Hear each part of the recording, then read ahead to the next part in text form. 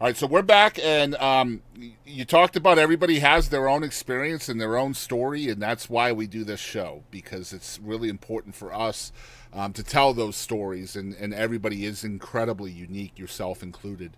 I love where you grew up, the Pacific Northwest, right? Fox Island and near Seattle, is that right? Yeah. Yes, that's correct. So, what's it Nobody's ever like in heard of that it. part of the country? Beautiful, really, really beautiful.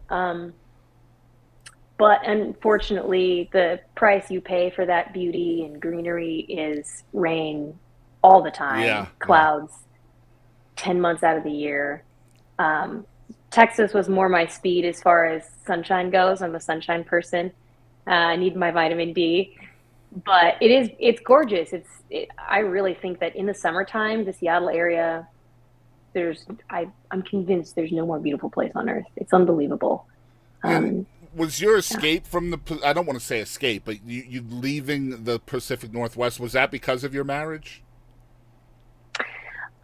No, I had moved away when I got married across the country, and then I moved back after it fell apart, and then lived with my parents for a while. Which, by the way, if anybody's out here listening and they're in their mid 20s and they're ashamed about moving back in with their parents, y'all, sometimes it needs to happen. Yeah. That's what they're there for. If they love you and they're supportive, you take advantage of that and let them love on you so that you can build your wings back up and fly again. And that's what I had to do. I had to go rest and recover and heal. And so I was doing that for a few years, and then pandemic hit, and 2020 passed, and then 2021, and I'm like, man, this ain't for me. All my gigs were being Yeah. canceled, and that was like my lifeblood. Like I needed to perform and be on stage. And I heard that Texas was open. I had seen Austin back in 2018 one time, and I just felt this like unbelievable connection to it. So I was like, all right, I'm gonna move to Texas and do the thing. It's the first time I've ever lived on my own, first time I've moved away on my own, Wow. outside of my marriage, and so it was really scary. And there were definitely moments where I was like, what am I doing? Yeah. This is idiotic. Like I'm not strong enough to do this. Is for people who are strong. This is for people who are brave. I'm not that. I'm not independent. Hmm. And eventually, I just, with the help of some really kind friends, I took the leap. Now I'm here, and I don't regret it. Yeah, I wanna unpack a lot of your move here in a minute, but let's back up a little bit. I'd love to know how, as a young kid, how music is finding you. Like, how's it getting into your world? Mm. Um, I've always, I guess I always loved singing. I wanted to be an actor when I was younger. That was my main thing. Um, but I had a lot of insecurities around it because I have Tourette syndrome, and it was really bad when I was a kid. And so I didn't go out on auditions, even though my family wanted me to. And I just kind of, I let that dream kind of fade away because I didn't think I was good enough. Um, and I thought my Tourette's would hinder me. So, but I sang a lot because I had really bad anxiety as a child and depression. I don't know, again, like it doesn't make sense. I don't really know where it came from. I had a Yeah. good life, I had a good childhood, but I was just plagued by this anxiety and OCD and ADHD and things like that, all the letters. And I noticed that when I sang, I felt calm and I didn't have tics. The only time I didn't have tics, I have tics when I sleep. I have tics when I have conversations. I have tics when I eat. The only time I didn't have tics was when I was singing. And so I just started to sing all the time. I didn't think I was like good at it or anything. I just liked doing it. And I would make up songs with my little sister and entertain my parents and stuff. And then Adele came onto the scene. I think I was like 13 when she dropped her first album, 19.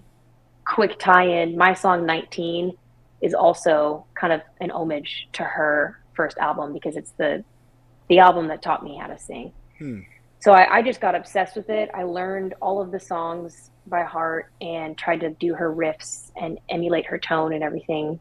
And yeah, and then I just started getting comments from my family and friends like, "Oh, you're actually like a good singer." And I was like, "No, I'm not. Why are you saying that? Don't lie to me." Because I had seen so much American Idol, and I had seen all of the horrific auditions, and I was like, "Don't lie to me. I know families lie to people about their voice." Yeah.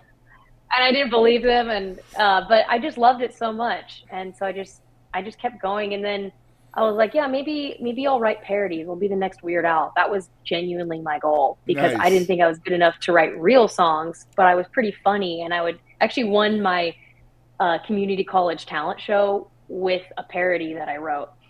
And so that was like my thing. I was the parody girl. And then it was a friend of mine was like, why aren't you writing real songs? You have stories to tell. And I was like, well, I'm not good enough for that. That's ridiculous. Nobody cares what I have to say. And they're like, just try it. And so I did. And they were horrible. They're just terrible songs. I didn't know how to write a song from scratch. And I realized I had to probably learn how to play an instrument. And I was so resistant to it. I was like, no, other people can play for me and other people can write for me. I just want to sing. And then I kept feeling that pull on my heart like, no, you have stories to tell, and this is a good way to process them. And also, you need to be independent and learn how to accompany yourself. Yeah. So I was too intimidated by learning the guitar. So I was like, well, ukulele only has 4 strings. Let's try this. So I ordered this tiny, dumb pink ukulele off of Amazon for like $50. And I just watched YouTube videos and learned that. That's why ukulele is a part of my music.